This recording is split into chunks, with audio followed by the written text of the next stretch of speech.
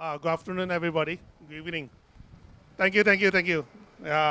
I saw very old faces as well as the new faces.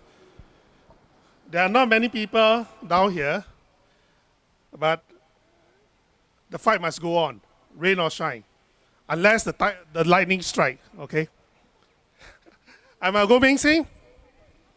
Uh, I've been in activism and politics for quite a long time, about coming to 20 years now. So before I actually step into this PMD issue, walking into the dialogue of Dr. Lam Pin Bin, right? I actually wasn't that keen. As a politician, we always do political calculation. How many votes can we get? How many votes will we lose? We stand up for this election, this issue. Now, Minister Shanmugam actually did a very good presentation. If you notice, he says that okay, you have 100,000 PMD users, but I have 3.2 million voters outside who are against it, who want the ban. That's why they ban it. In simple terms, it's political. It's political in the sense that they did their calculations. They will please everyone except the PMD users. And they wanted to get the votes. This is what we call populist. A government who is populist, who are not doing things with reasons, with good reasons, good planning. And it's a knee-jerk effect because they are deaf due to PMDs, which is actually not new, but election is coming, so cannot make people angry because PMD is causing problems. And that's why they ban it in a very rash way. Hush. Now, I hesitated to step up initially because I myself is quite annoyed by some PMD users, frankly speaking, my family also, my party members also. Right? We have a very big argument, we have a very big discussion. We are among ourselves. Because they are very inconsiderate users, PMDs users. We know the problems. And sometimes they are nearly accidents. Just 2 days ago, I just saw one PMD delivery riders, speeding on the road, and worse, breaching traffic regulations, beat the red lights.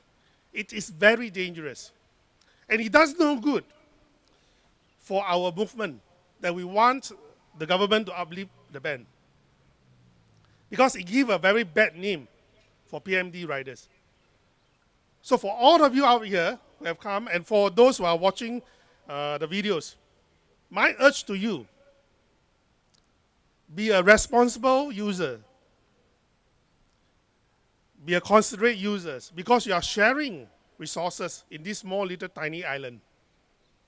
Say please, excuse me, thank you, have a good day. It doesn't cost anything, words, but it helps your cause. Let people empathize with you. Understand that you are not really troublemakers. You just want to earn your living or make convenience out of a PMD. So please, for the PMD users,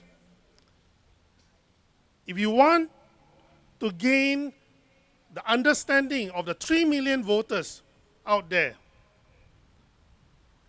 the empathy, the understanding why you are using it, right?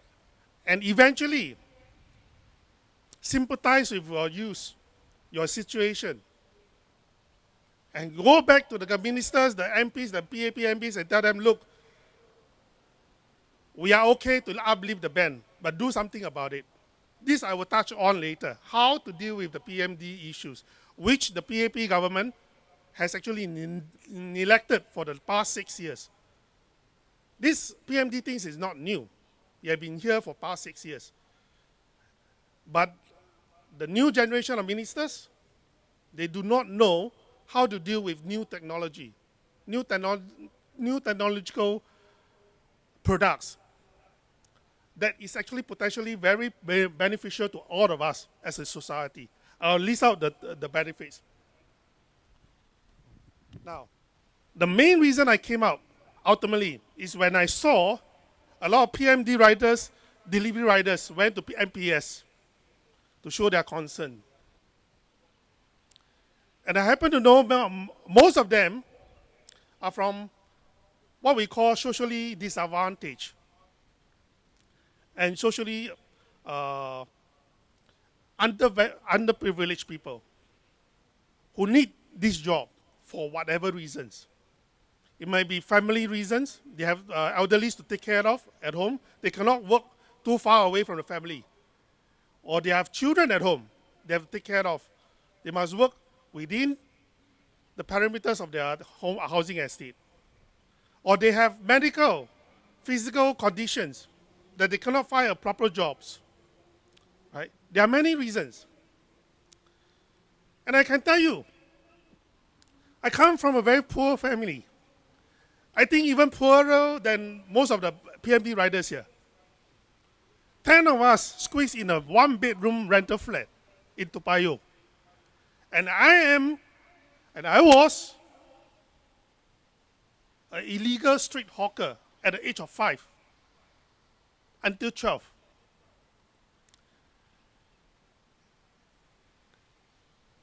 And I understand what is hardship, hunger, and the anxiety that comes with it when you start to lose your job, the means of earning your dough. And I said, heck it, forget about the political calculations. If anybody down here or the PAP ministers try to say that I'm trying to score a political point, they must be stupid. I'm not stupid. I will not get any political points. But spare a thought. These are your fellow Singaporeans. Many of them are being phased out of the job market because of the liberal labor law we have. The foreigners are in. Many of them cannot find a suitable jobs to cope with their conditions. But food delivery services suits their needs. Free timing, on time, on target. Liberal conditions, they can always go back to take care of their family. They can always go back to take care of family, especially we are aging population. I have a mother who has dementia. Right? I believe many of you have it. You have to take care of the family. They cannot take up full-time job. And this food delivery, with the help of this PMD, actually provides them a very good income, a very low-level skill barrier, which they can come in and earn $2,000, $3,000. And I can tell you, I did a rough calculation for 7,000 people who are using PMD to do food delivery. The amount of money involved in this industry is at least $250 million per year. This is what I call dollar and cents to the economy. And it's not just about this dollar and cents. If you compare 250 million to the 500 billion of dollars of GDP we have each year, it's actually peanuts. But look at it the other way. Will PAP government willing to come up with $250 billion to give to all these people to solve the social problems of not finding jobs? Were they? No, definitely no. So it's part of a puzzle, part of reason, solutions, the technology solutions to solve a certain social problems. Minimize our social problems, minimize our social needs as a country. And this is another dimension of the PMD, a new technology that brings benefits to our society. Right? The second thing, I got a lot of feedbacks from a lot of people for the week. Young family with kids the parents, the mothers wrote to me. He says that we cannot afford cars. We can not even afford domestic helpers, the maids, right? We have to take care of our young children. And the school bus is too expensive. And what do you want them to do? PMD provides a very cheap means of transport for them to bring their kids to school and back to school. These are middle lower income group which are struggling with their families. And on top of that, off the school hours, they can do part-time as a food delivery. And that's how they earn the money to help the family to go on. And this was what my mother did as a street hawker, illegal street hawkers. That's why my father have a taxi driver license. But it's not enough. There's 10 of us. So the wife would, like my mother, would try to earn a second income. That's how we survive. And I empathize with these middle lower income people. That's how they survive. They cannot afford even a motorcycle. Because you have COE, you have parking fees, you have ERP. Right? But PMD gives them the means to take care of their children as well as their income. This is another aspect of a social benefits of a PMD. So this is my words to all the Singaporeans out there who are not using the PMDs. Before you deride the PMD riders, before you agree to the ban, think. I don't expect everybody to have that type of empathy because you do not know hardship. But think. A new technology, a cheap alternatives that can bring so much benefits to the middle and lower income, which ultimately solve a lot of social problems of the society. Or else, as a taxpayer, you are going to pay more tax to take care of these people. Do you want that? So after the considerations, I say, heck it. Political cause or not, I stood up. There are only two issues when I went into the dialogue. First, the ban is not justifiable. Why? Because you do not just ban problems. You must look at the costs and benefits of a new technology as a government. I'm politicizing it. I have no regrets of politicizing it. Right? Say what you want. As a minister, you are supposed to do a cost-benefit analysis. What are the benefits to the society? What are the costs? Cost is actually safety on the footpath. Granted. But can that be mitigated? Yes, it can. Many people, not me, many people actually give me the solutions. Just build more PMD path for them to use. You separate the pedestrian and the PMD and that solves the problem, isn't it? Why isn't the PAP government not doing it? They are spending billions and billions of jewels, Terminal 5, Tuas, Megaport, but they cannot spend just a few millions on the path. I cannot understand. It's a political will and the vision that you have for Singapore. They keep talking about car light. Right? Want to cut down the usage of cars, public transport, be it the cars. But they are not doing anything. They are not investing in the infrastructure. And PMD, I can tell you, it will get more popular. Because if you can see, the size is very small. It's easy to control. You do not need much steel. Right? And that is where I'm coming from. It's not justified for them to ban the PMDs just because there are accidents. And I agree. Most of the time, the accidents occur because of some inconsiderate users. They are not trained to use the PMDs, not properly trained. Sometimes it's the pedestrian fraud because they walk, they look at their smartphone, they don't pay attention to the roads. But who is more responsible? Bear the most responsible? The government. Because they did not regulate, they did not set the rules, they did not license the riders, send them for course. Just like drivers, you take a rider license, pass a theory test as well as the practical. They did not build a path. And that is their responsibility. They are shining away.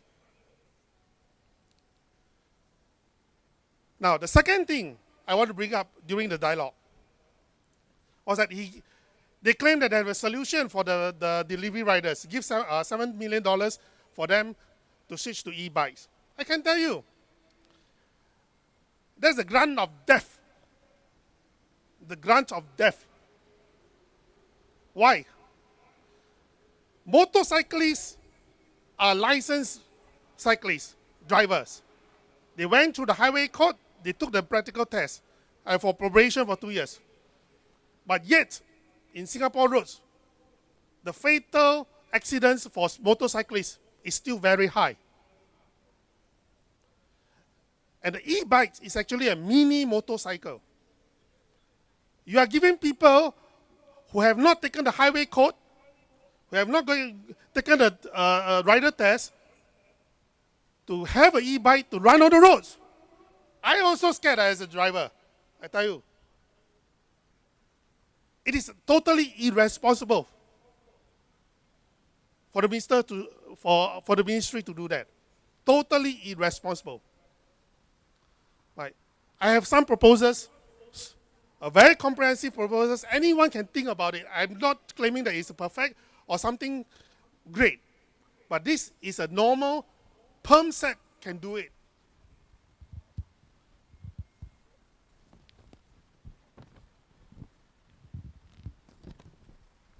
Now, the first thing of all, we need to treat all motorized devices who are used on the path, footpath, or the roads as a mini vehicle. And you must pass the law in Parliament to regulate the imports and the sales of these vehicles. This is step number one. There's no two-way about it. What they are doing is, 头痛医头，脚痛医脚. Got problem there, I go and license this, and then I license that. No, that's not the way. You have to start from the right, from the Parliament. Legislative. Make the law. Secondly, you make all the users, riders, who want to buy any PMD devices or any motorized devices to take a highway code specially for that. Not the driver highway code. You have to reconstruct a highway code for these riders. Paper test as well as a rider test. It's just like drivers driving, but it's just to teach people how to maneuver with the devices and be considerate on the road or on the pathway. That's number two. Anyone who wants to buy a PMD have to have the license. This is number two. Number three, the training course can be done by the food delivery company as well as LTA. Because food delivery companies, they are the stakeholders. They need these people to work for them as well. Instead of asking them to come out with $3.5 million to subsidize a grant of death, do this. Get them licensed, get them trained, get them take the test. If they fail, no. Right? Number four, it's just like the drivers like us, we have demerit points. Set a demerit point system for each riders. If they keep speeding, ban them from using. I have no regrets for banning people who are inconsiderate users, right? Because you give a very bad name for PMD riders. Number five,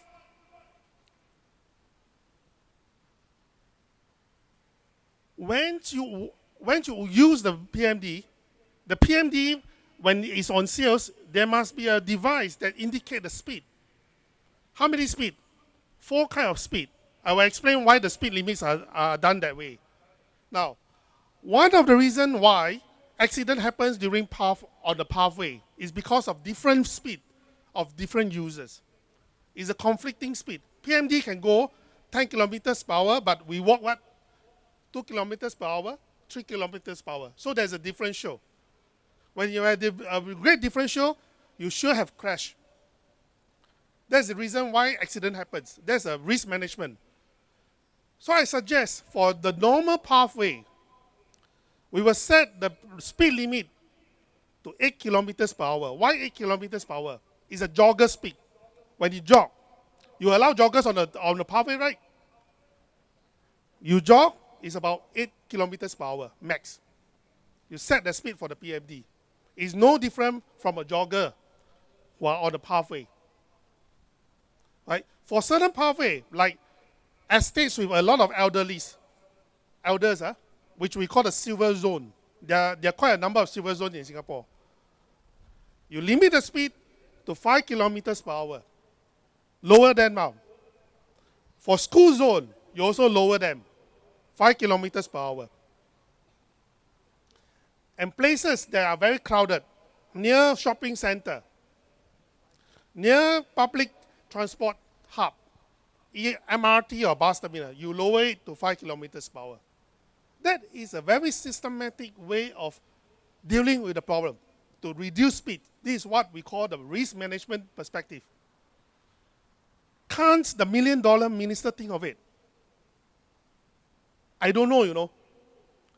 Right now, I really don't know whether they are worth their salt of $1 million pay. But this is the way actually we regulate the users. And due to this 4 speed, there are another 2 speeds, 15 kilometers per hour, 20 kilometers per hour. Why?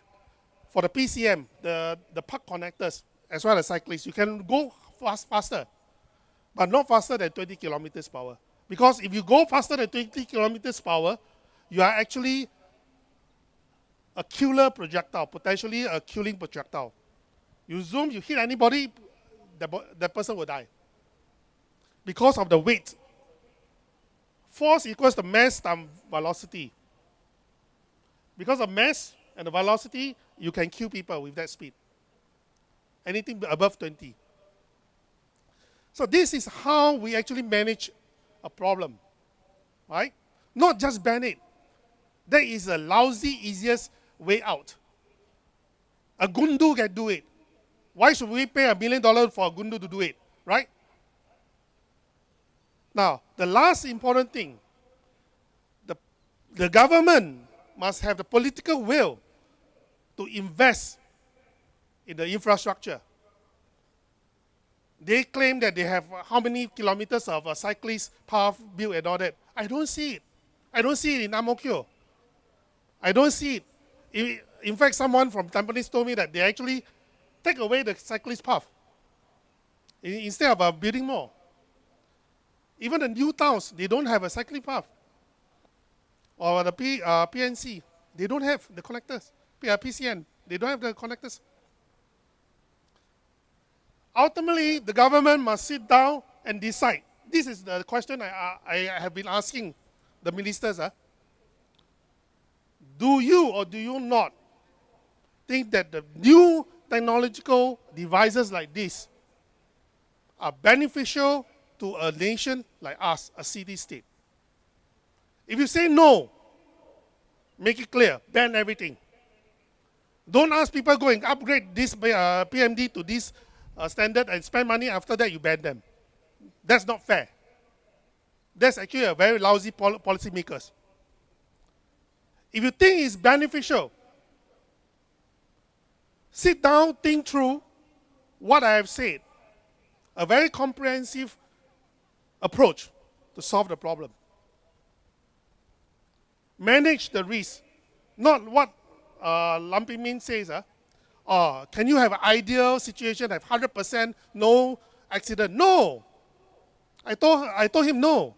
Even with drivers who are properly trained, with highway code, driving tests, they still have accidents on the road. Do you ban the cars? No, of course not. Right? But we manage the risk. That is a responsible government should do. Not just ban, ban, ban. Because a lot of rice bowl is at stake. A lot of livelihood is at stake.